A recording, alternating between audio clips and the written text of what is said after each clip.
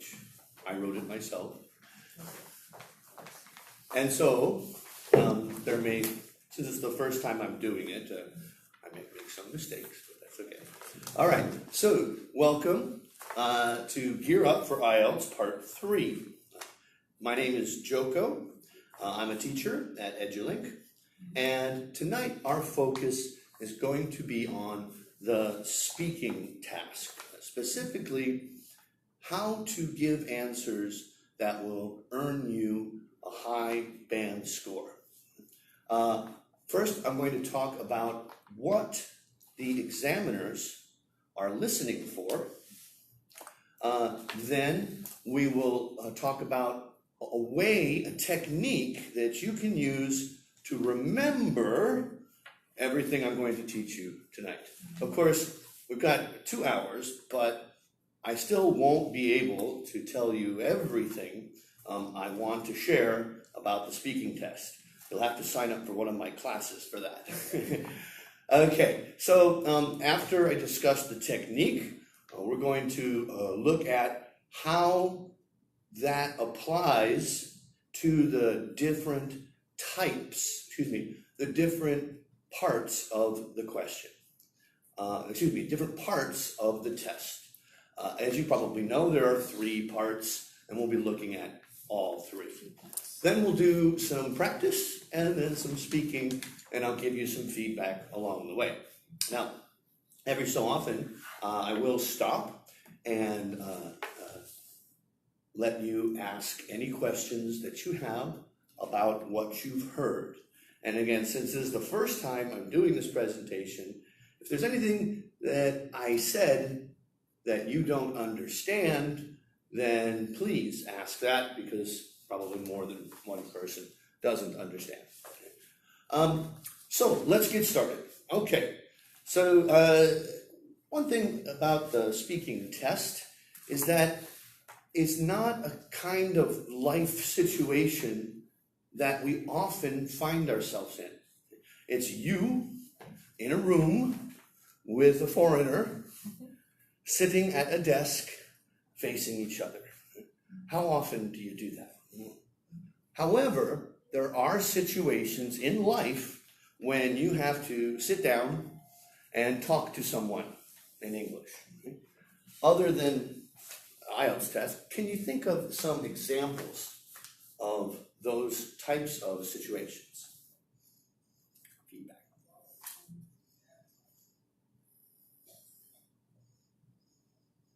Like, for example, in our university, some foreign teachers come, like visiting professors, they come and teach us, and at some point we have to talk to them.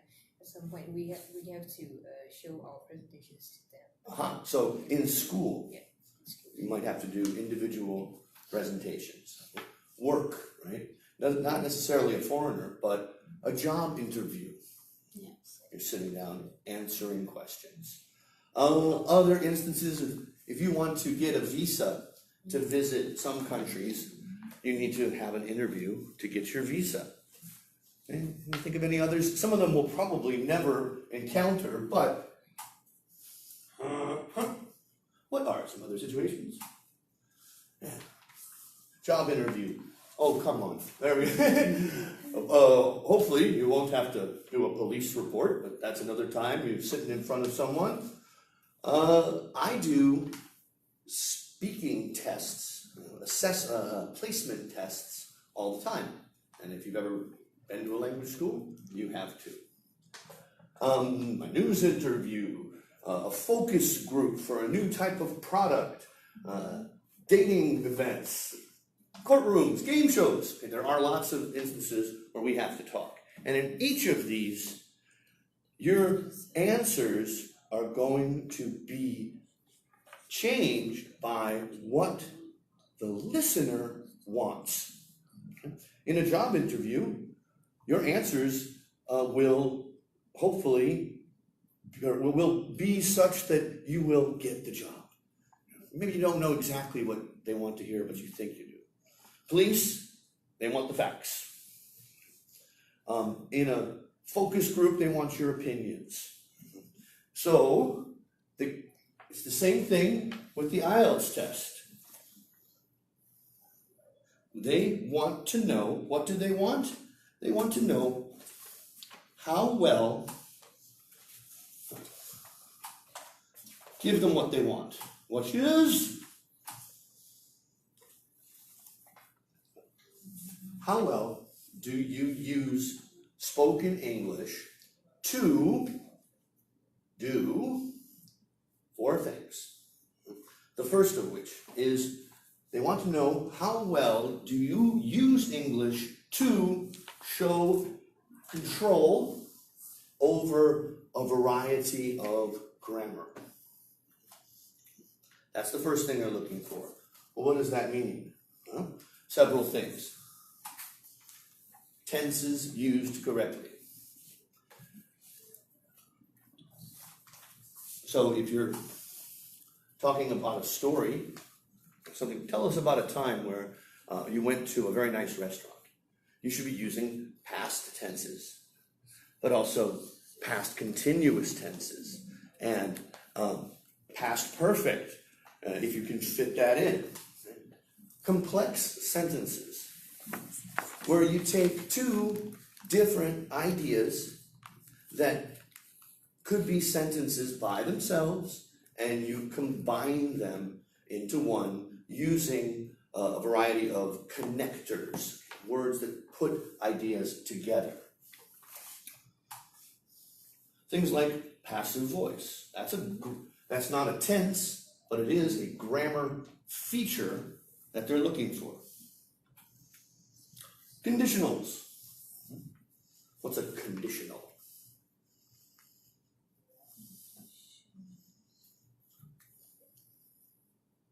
What is a conditional sentence?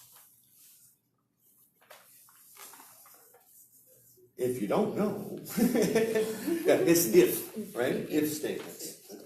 We'll talk later about how certain questions are trying to pull out from you certain grammar functions. Sometimes the question itself is a conditional. If you could live anywhere in the world, where would you live? You can't just go, oh, Australia, it's a nice place. I want to live there. That is asking you to repeat what they said. And they won't say, if you could, they would go, if you could live anywhere in the world, where would you live? Would you live? And showing that you know what the difference is between a first conditional, a real situation, a second conditional, an unreal situation, and a third conditional, which is an unreal situation in the past.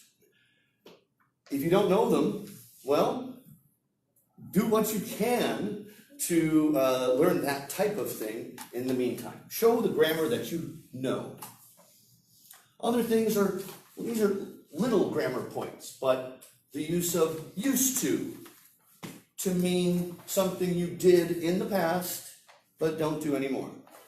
I used to do this, used to do that. By the way, you will get a handout with all of these slides on it. So take notes if you want, but you don't have to. Do note any questions, though. Would also to talk about things in the past you don't do anymore. Modals of advice. Oh, you should do that. Modals of ability. I can. I can't. Modals of speculation. It might be, or it could be, ellipses. This is more advanced vocabulary, advanced grammar. It's leaving certain words off. Reported speech, even things like adverbs. You'd be surprised how this part of speech isn't used as much as it could be. When I hear adverbs being spoken, I'm like, aha. And even simple things like articles, a, and, the, they're easy to make mistakes with, but they count as not having control. Okay, what else do they want you to do? How well do you use spoken English to say exactly what you mean using less common vocabulary. They don't have to be really advanced words, just not the simplest words all the time. And what does that mean? Word forms, verb, noun. And that they actually mean what you think they mean. Extreme adjective. This is not very important. It's extremely important. So these are ways of describing things that are beyond just, oh, it was a good time. It was a nice restaurant. No, it was a spectacular restaurant. The food was scrumptious, delicious. So learn some of these types of things because they allow you to express yourself more clearly than just saying very happy. I wasn't very happy, I was euphoric. Now, idioms. The thing about idioms is that we don't often teach them in language schools, okay? Because they all have very limited use. And most language learners don't learn them, or don't know that many. Maybe you've heard of them, okay, but you don't produce them. Try to get 10, 20 of them that you can use and you know how to use, and put those phrases in your toolbox, okay? Don't try to force them in where they don't belong, but aha, I can use this idiom to answer this question. Maybe not 20, so 10, start with 10.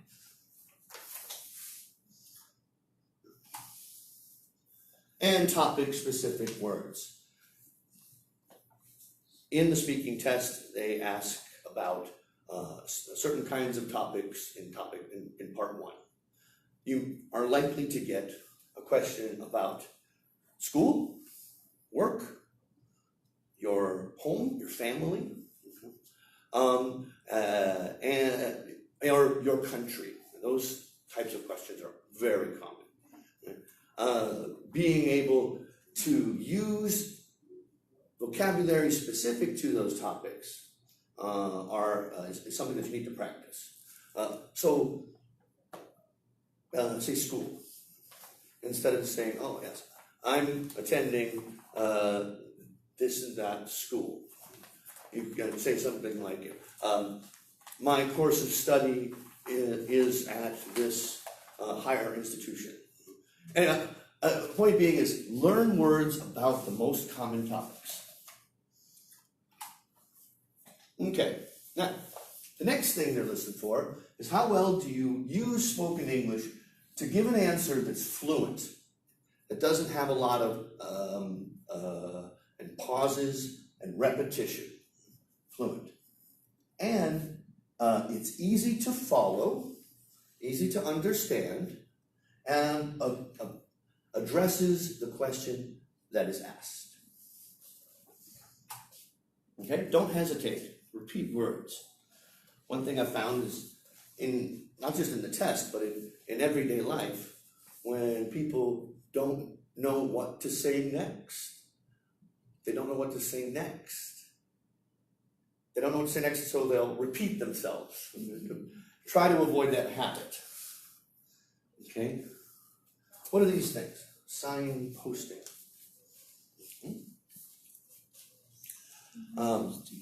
Let's say this was an answer to a question.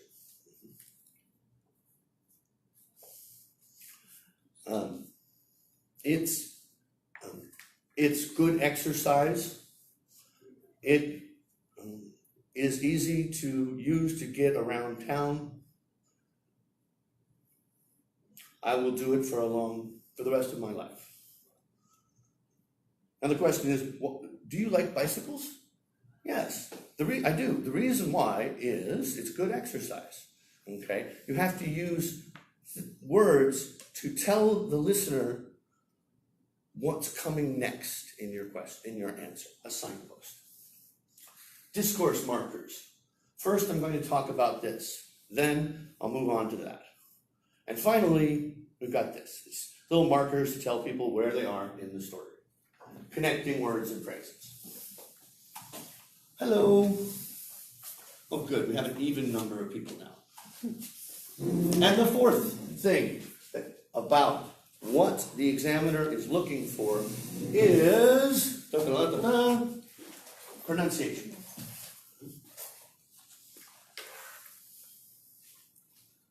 Several aspects of pronunciation. A phoneme is a sound. I know that there's certain phoneme sounds in English that in my 5 years of teaching here in Myanmar, it's particularly difficult for your mouth because it's not in your language. That's true all over the world. It's different for each country because of the effect of one's own native language. But just for example, the word first. Why? Because it's got R, S, and T all together at the end. You've got nothing like that in your language. They put a whole bunch of consonants together at the end of the word. Oil. It's hard to say oil. Wow. I'm not making fun of you. No, I just know that there's certain vowels and consonants that are tough. Okay? Now, these three are also very important. I hope you know what they are. Intonation is how we use word stress to give meaning to our sentences. For example, are you happy? Are you happy? At the end, going up, that means I'm asking a question. Understand that?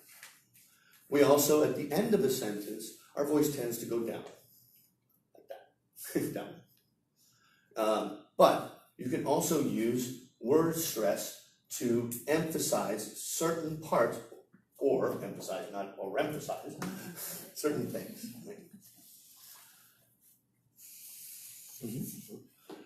For example, when I lived in Paris, I used to go to the same restaurant every night.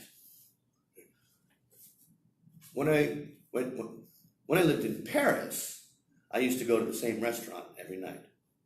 Not Berlin. When I lived in Paris. When I lived in Paris, I used to go to the same restaurant every night. Not the same bar. I used to go to the same restaurant every night. Not for lunch, at night. Little bits of meaning in where you stress the word. Chongqing is not a city in China. It exists in every language, I think. I certainly hear it when I listen to Myanmar. And it's putting speech into pieces with little pauses in between so that bits of meaning can be heard and then processed. It's putting language in bits like that. So if I say something like, I've been here for a long time, 5 years now. I've been here. I live in Leidan, and then I went to this place, and I went to that place. And what? You got to break it up. You know? I lived here 5 years. First, I lived in Leidan, and then I moved to Sanchong. Okay, sentences, pauses. That's chunking. Connected speech. I want to tell you about my time abroad. Sounds very unnatural. I want to tell you. Yeah, there's lots of little weak stuff. I want to tell you. I want to tell you. Yeah, good, good. And rhythm. Language is like music. There's rhythm to it. Okay, now, those are the four things that they want. Problem is that if you, I'm supposed to pause and ask Are there any questions so far? Okay, sure to note them down if they come. How about on Facebook Live? Any questions? I can't see. I'm not going to use it. You can save them. I'll answer them later. The problem is the more that you think about what you're doing in the speaking test, the harder it is to be fluent. How am I going to remember all this and still be able to speak immediately and without stopping? Many things in life are like that, where the more you think about it, the worse you do. Anyone here play golf? Now, in golf, if you want to hit the ball well, you have to remember, okay, keep the head down, the arms straight, shift the hips, don't look up, and if you're thinking about all these things, dancing, playing a musical instrument. If you're trying to think about what you're doing, it's not going to be smooth. So, I was trying to think of a way that it's easy to remember the 4 things they're looking for. And I came up with an acronym. It's called GRAVITAS. Your answers need gravitas. Now, gravitas is a real word. It means seriousness, okay? Dignified, solemn, very serious and respectful. That's gravitas. Your answers don't need to have that, at least not all of them, but they do need to recount, to recap. What did I just say? Grammar. Okay. What tenses and features can you show? You need appropriate vocabulary. Another topic they talk about a lot is the environment and climate change. So if you know words like rising sea levels and CO2 emissions and greenhouse gases, those are topics that you need to be familiar with and use appropriate vocabulary.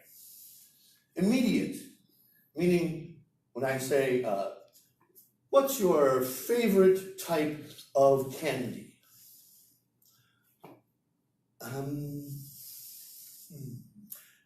Start answering the questions right away. Immediate, together, connected together, and immediate together answers. So, without hesitation and having a certain amount of coherence. And lastly, pronunciation, sound. How does sounds coming out of your mouth? So if you can remember gravitas, you can remember grammar, vocabulary, coherence, and pronunciation.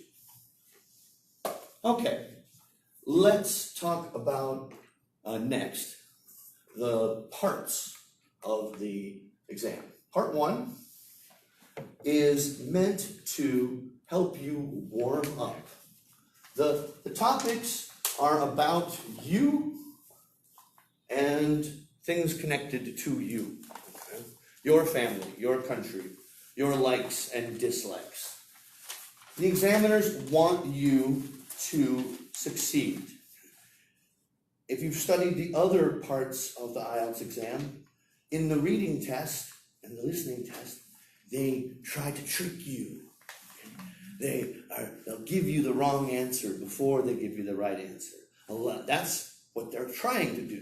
They're trying to make it difficult for you. Speaking tests, they don't do that. They want you to do as well as you can. So, task 1, part 1, I'm going to help you relax, get your English going and flowing. And since the questions are easy to answer, you need to keep in mind what the difference is between an answer that's okay and an answer that's great and will get you a high band score. What is that? Well, let's listen. I haven't checked the audio yet. You're always on a presentation, so check your equipment. All right, this kind of question. Let's talk about the weather. tell me about the seasons in your country. Typical task 1 question. Okay, so does this answer have gravitas? Let's see if this works. Of course, the speaker, I should have tested this before. Oh.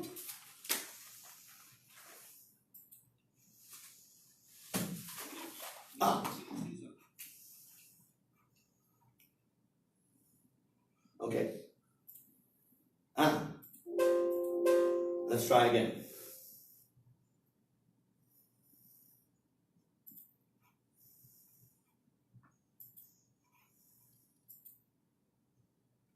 In Myanmar, we have 3 seasons. The hot season is from March to May or June. We have the rainy season. It is from June until November. Then we have the cool season. It's my favorite season. It's a good answer. Yeah. 4 sentences. It listed all the seasons. There was nothing wrong with it.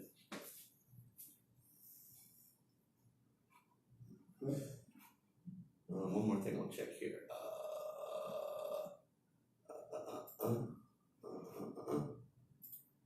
Yo. No. Okay. I'm going to see if there was a sound setting.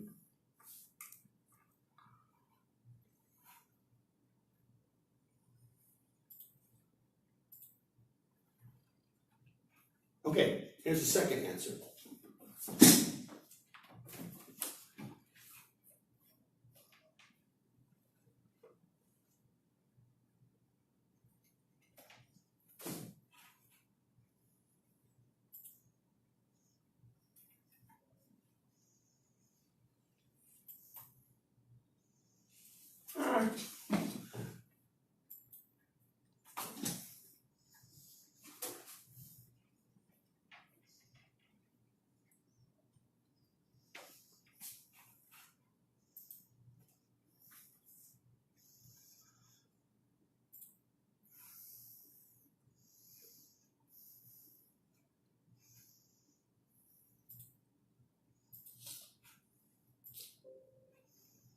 Okay, couldn't find the media.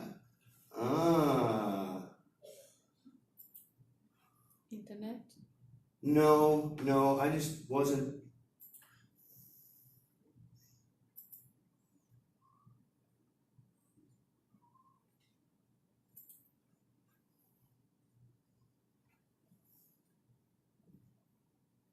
Yeah, okay. All right. Sorry.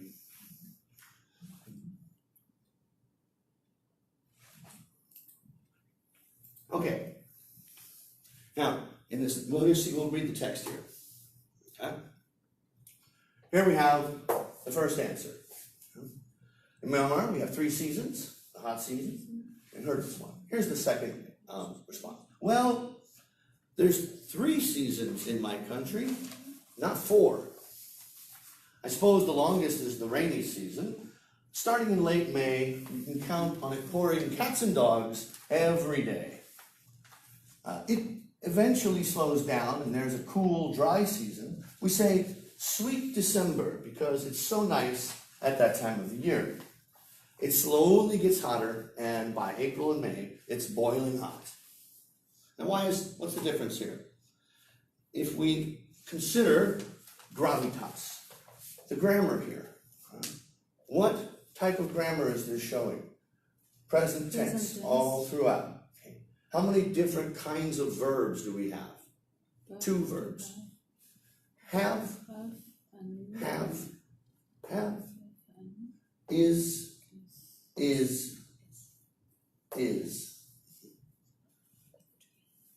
It's very easy to talk using only have and is. If you only knew those 2 verbs, you could get by in the world. Okay? However, here we have is. Okay, but we also have can count, a modal verb. Slows down, a phrasal verb. And gets hotter. And in terms of vocabulary, we see advanced topic-specific vocabulary. The monsoon. It means the rainy season. If they ask about the weather, you use that word, you'll get points in vocabulary. Idioms. Oh, it's pouring cats and dogs. What does that mean? It rains heavily. It's an example of a phrase that, if you can master it, will get you points in vocabulary. We've got adverbs. Once again, idiomatic speech. It's not hot, it's boiling hot. Excuse me, teacher. Mm-hmm. There is 3 seasons, or there are 3 seasons. You're right, yeah, see, you're right, okay. This type of grammar mistake, and it is a mistake, all right, the correct English should be, there are 3 seasons. But in spoken English, we often, particularly with contractions, make those kinds of mistakes, and it's just normal speech. I'm an English teacher, and I didn't notice that. I wrote that, I said that. And there's 3 seasons. Incorrect. But that's not going to cost you. That's not a big problem when it comes to grammar. Okay, so grammar. What's the word? Gravitas.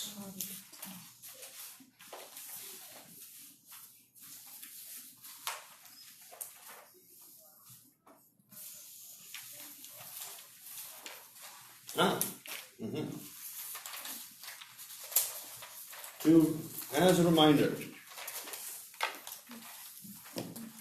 this answer has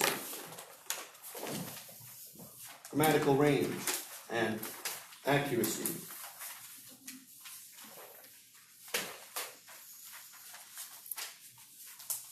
It has good vocabulary.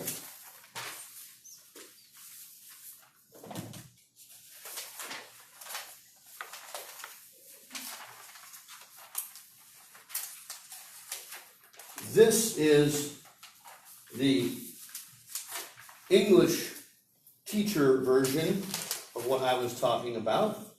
These are the names of the band descriptors. Just like in writing, the band descriptors tell you what you need to show at each band level. Unfortunately, they're kind of complicated and hard to understand. So that's why I'm trying to make it simpler by taking this, okay, and fluency, lexical, grammar, pronunciation, and break it down into something easier. GRAVITAS. Yeah? Grammar, lexical resource. Why they don't say vocabulary resource, I don't know. Fluency, speaking without pausing. Coherence means easy to understand. And pronunciation, sound.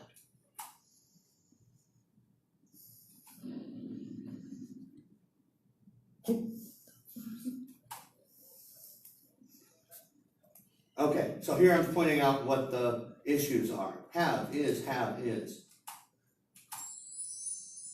Okay? No, there's a problem there. In pronunciation, if you could hear it, he answers like this. Well, there's 3 seasons in my country, not 4. He emphasizes 3 because it contrasts, it's different from the form.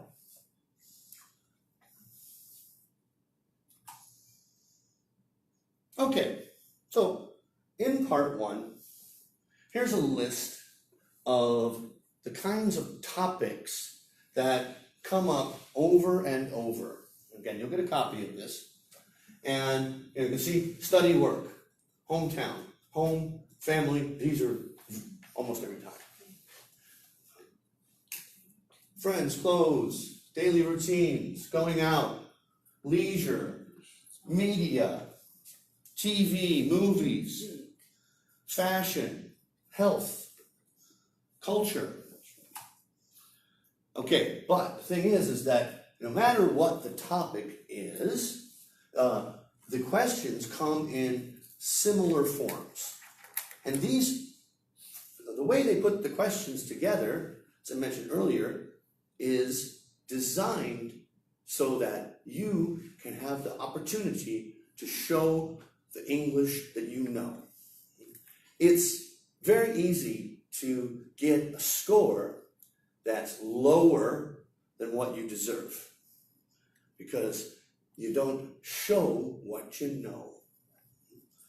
And it's easier to get, it can be done to get a higher score than you deserve, but that's the thing about IELTS, it's very accurate.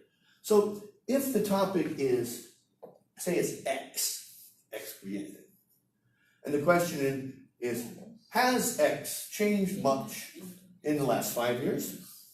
When you hear that question, you're thinking, gravitas, grammar, what was that? Oh, your brain needs to recognize that to talk about things that happened in the past but are affecting right now, we use the present perfect tense. You should at least hear that the question is in the present perfect tense. Right? This question is written so that you can show you know how to use that tense. So let's say topic X is your city. Has Yangon changed much in the last 5 years? Yes, it has changed quite a bit. They have built many new high-rises. 3 telecom companies have come to our country. Now, if you say, yes, it has changed, they built new buildings. 3 internet companies came to our country, and cell phone and mobile phones became a lot easier to use. Now, you're showing you know how to use past simple. And just catching it in the question is not enough. You have to use it. Okay, what kind of questions do they ask? Talking about recent changes. First experience with X. And fill in the blank here. Do you prefer X or Y? Do you like X? Oh, or do you dislike X? What's your favorite color? What's your favorite type of food? What's your favorite music? Is X being anything, again, food, different in your country and other countries? Is it common for people to X or uncommon? Have you ever X'd? If you could do Z with X, would you? Did you X as a child? Do people usually X? Do they sometimes X? How often do people X? Again, X can be any of those topics. So I have a worksheet here for you where I want you can work with a partner. And if you're on Facebook Live, you can see this. I don't know what I'll do with it. But it's not just about tenses. And again, knowing English isn't necessarily about knowing the names of the different parts of speech and grammar structures. But we'll do the first couple together. All right? What language feature are they looking for in the question? What's your first experience with X? Let's say the topic is fun. Okay? How do people have fun? What was, or your friends? The friends is easy. Who was your first best friend? That's the question. What grammar and language are you going to use? Past tense, yes. Mm-hmm. Good. Okay. And even words like first is what we call an ordinal. The first is, okay. Do you prefer X or Y? What are they looking for? Present. Present simple, to talk about likes and dislikes. Okay. Now, if you let's say they say, do you prefer cold weather or hot weather? What's your answer? I prefer cool weather, so it is a present. Okay, but a good answer then is going to continue and explain your answer. In your explanation on a prefer question, what kind of adjective can you use? If you prefer hot weather, why? Because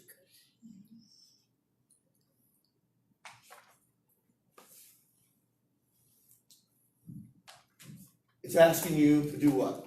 Compare. What kind of adjectives do you use to compare things? Go ahead. Comparative. Comparatives. Right? Simple grammar you learn at a low level, but if you don't say, oh yes, it's easier to do things in hot weather than cold weather. You say it's easier comparative adjective. Don't say it's more easy, because that's not the correct grammar. But that's what they're looking for. Okay, think about that as you fill in the blanks here on the rest of it.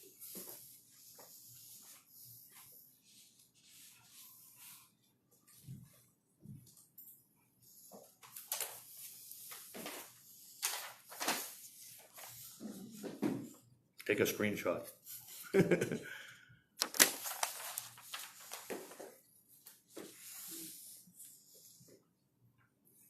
And you can work together, by the way. What'd you get for number 4?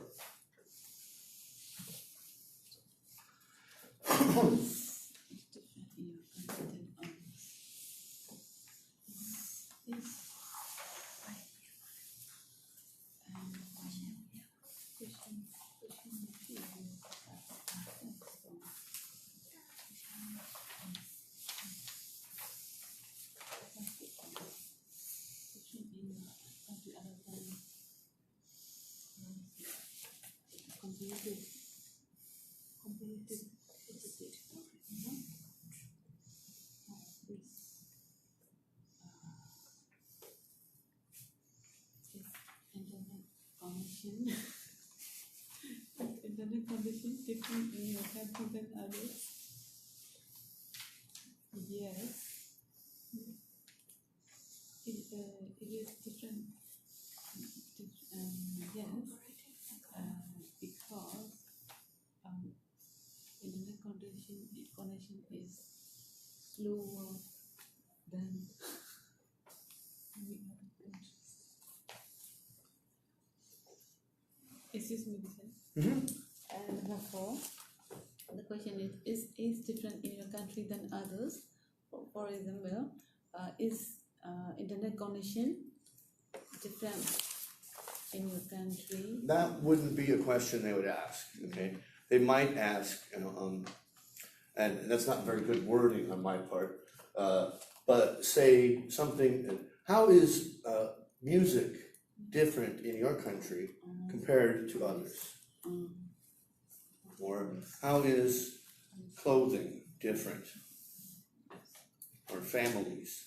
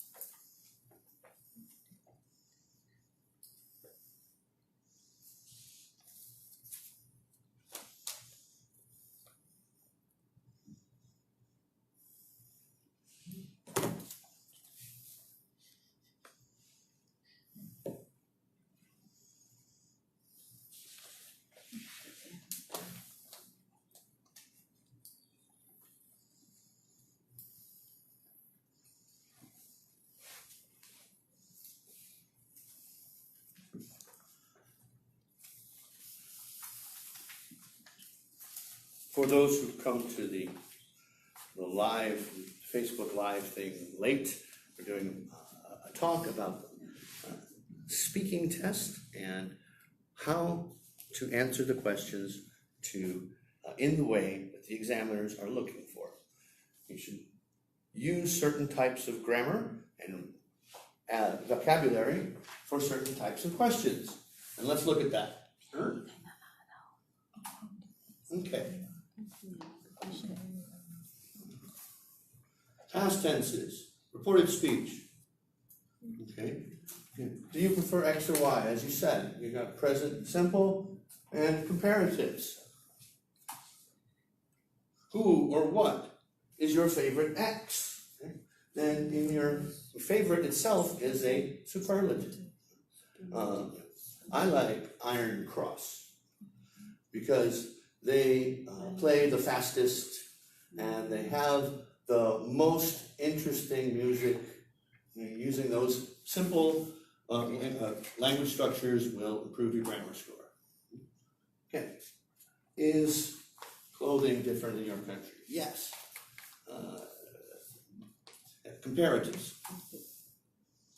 When do you think you'll next X? A future form. Note there is no future tense. Okay? There's will, there's be going to, okay, and present continuous is used to express the future. If you only use will, you're not showing a variety of grammar. So when do you think you'll next go to the cinema? Oh, well, actually, I'm going to see the movie on Thursday. You have a plan. And if you say, oh, I will see this movie on Thursday, it sounds very strange because it's like you're making a declaration. We use the present perfect to talk about life experiences. Have you ever? Okay. This should point out to you, okay, could here. If you could meet any movie star, who would you meet? Or who would you like to meet? That's a sign that they're asking for unreal conditionals. When they ask questions about your childhood, and those will come up, think about using used to. Very simple expression. I'm sure there's lots of things that you used to do that you don't do anymore. I think it's in my school, we teach within a month of each other at the pre-intermediate level the infinity of purpose. What is the infinity of purpose? It answers the question why. This is used to clean the screen. It's to clean. It's telling you why this is. This is used to do that. This is used to do that. But then, 3 weeks later, they got the same words, used to, but not used to. And if you could use both of those, great. And even if you can use, I've been living here for a while, and I'm used to it now. Means I'm comfortable with it. It's become normal for me. Okay? How often is a key that they're looking for? Are adverbs of frequency. Never, sometimes, usually, often. How should people advise? How should? And, well, I think people should do that. It would be better if.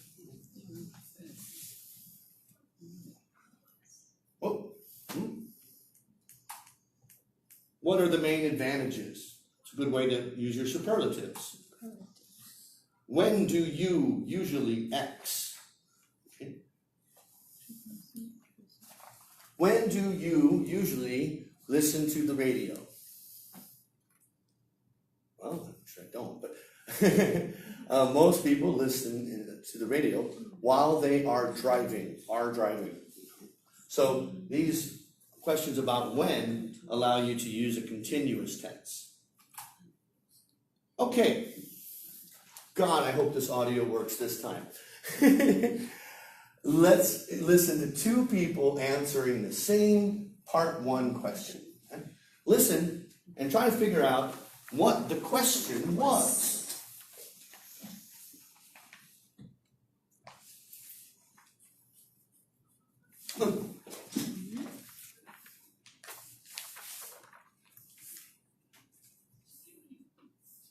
That's why I don't like riding my bike.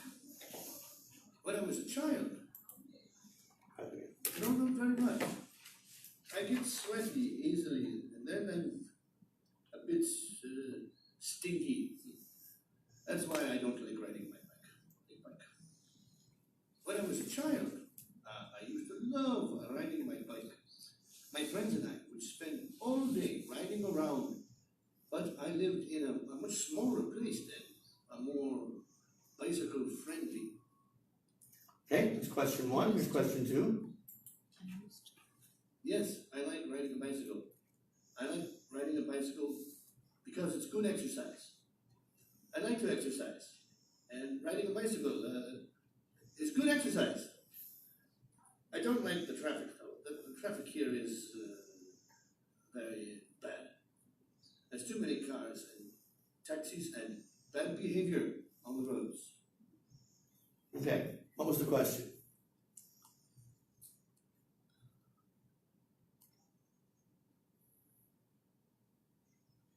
Here, the second guy answers it right away.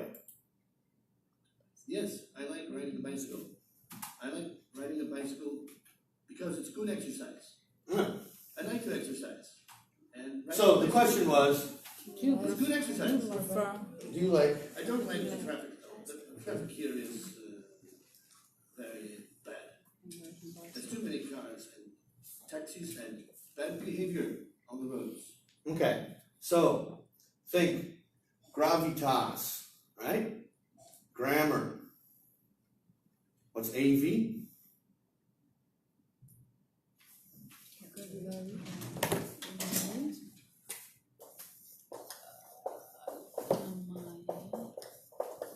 Grammar.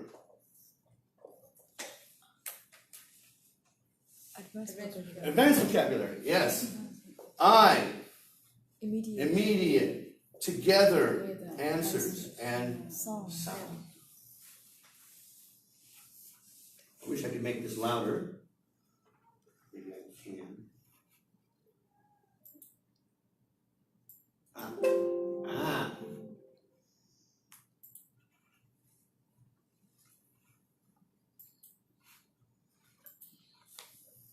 No, not very much. I get sweaty easily, and then I'm a bit stinky. That's why I don't like riding my bike. When I was a child, I used to love riding my bike. My friends and I would spend all day riding around, but I lived in a much smaller place then, a more bicycle friendly. Okay. How about this one? Yes, I like riding a bicycle. I like riding a bicycle because it's good exercise. I like to exercise. And riding a bicycle is good exercise. I don't like the traffic though. The traffic here is very bad.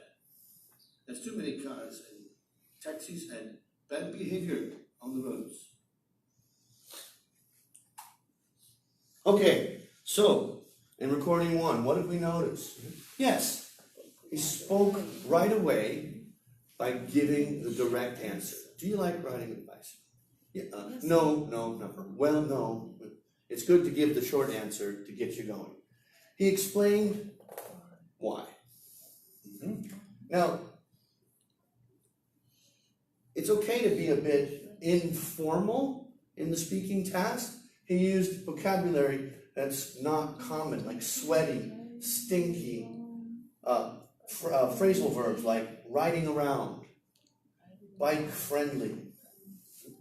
Now, he kind of realized in his head that his answer was too short and it only used the present tense.